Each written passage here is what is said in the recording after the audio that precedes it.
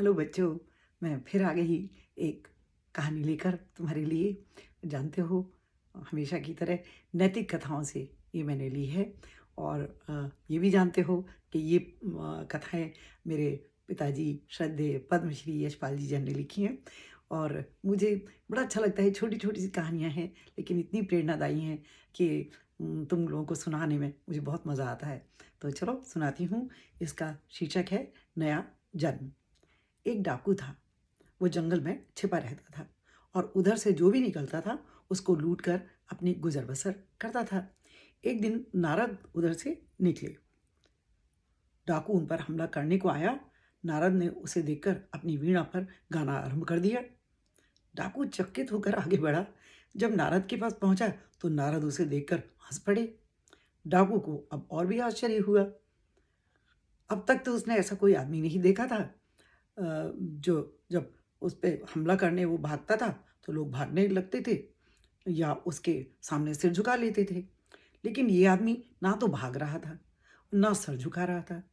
उसे विस्मित देख नारद ने पूछा, क्यों, क्या चाहते हो? डाकू ने कहा, तुम्हें लूटना चाहता हूँ, यही मेरा धंधा है।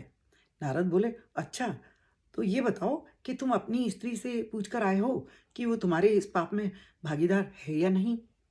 डाकू ने कहा, भागीदार होगी क्यों नहीं? नारद बोले, मैं यहीं रुका हूँ, तुम जाकर एक बार पूछ तो आओ। डाकू ने उनकी बात मान ली।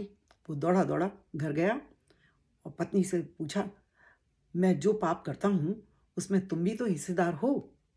स्त्री ने कहा, नहीं, तुम जो लूट कर माल लाते हो उससे मैं तुम्हारी घर गृहस्थी चला देती हूँ, पाप से मेरा क्या संबंध है? डाकू की आंखें खुल गईं। लूट के माल में सबका साझा था, पर पाप में वो अकेला था। वो लौट कर आया। उसने नारद के पैर पकड़ लिए, रोने लगा, बोला, मैं पापी हूँ, मेरा उद्धार करो। नारद ने कहा, तुमने अपनी भूल को समझ लिया, तुम्हारा नया जन्म हो गया, तुम्हारे सारे पाप दूर हो गए। उस दिन से डाकू ने लूटने का बुरा काम छोड़ दिया और मेहनत करके अपनी जीविका चलाने लगा।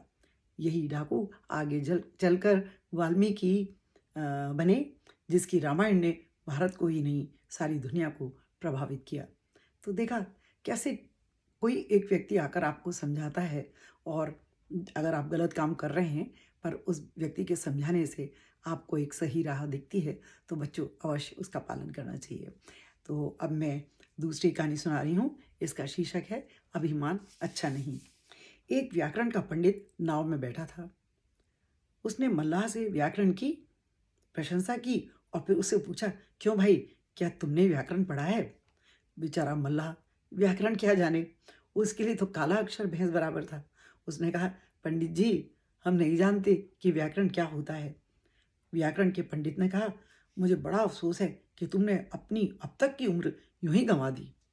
मल्लाह को ये सुनकर बड़ा बुरा लगा, लेकिन वो कुछ बोला नहीं।